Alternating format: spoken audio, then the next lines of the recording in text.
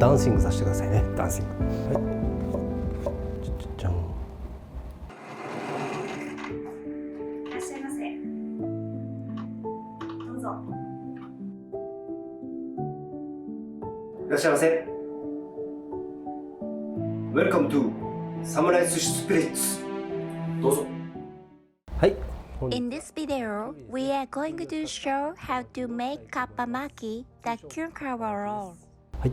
では行きます。はい。まずですね、ちょっと端っこを切り落としてください。このくらい使いますね、今日は。だいたいですね、細巻きの長さがこのくらいの長さなんで、それに合わせてこのくらい切ります。こう切ってちょっと刻んでいきます。細く切っていきます。こんな感じですね。こんな感じで、はい、こんな感じですね。でですね、巻きすに半海苔、半分に切った海苔ですね。綺麗なところを奥にしてください。はい、シャリですね。まずこんな風に取って丸めていきます。ちょっと細長く。でですね、ここにまず置きます。こんな感じで。で、このままの長さ伸ばしていきます。こっちの手でこっちに伸ばす感じですね。で、ここから下に伸ばしていきます。はい。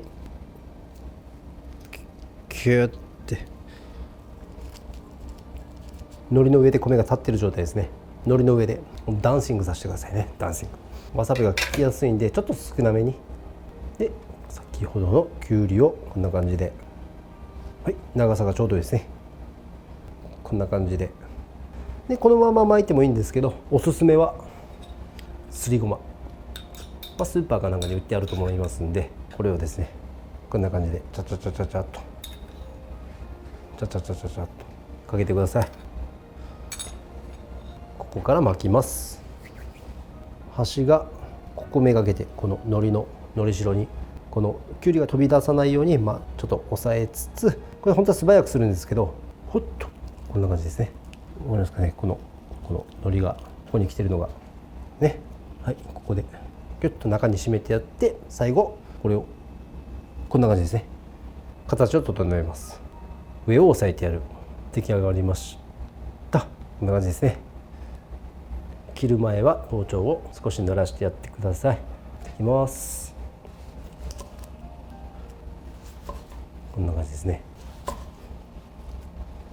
はい、そしたらこちらカッパ巻きですね。こんな感じですね。カッパ巻き。じゃん。完成です。もうきゅうりでできるんで、ぜひご家庭で作って寿司パーティーしてください。フィニッシュ。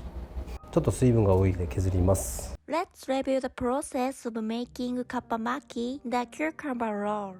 Cut the seaweed into the right size and place it on top of the rolling mat.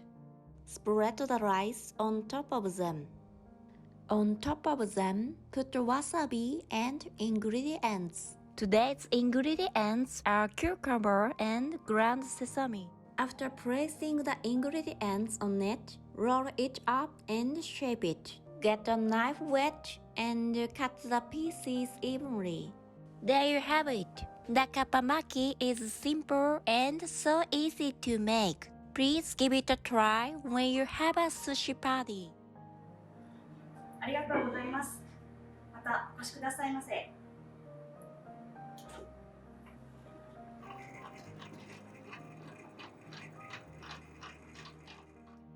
Thank you for watching until the end.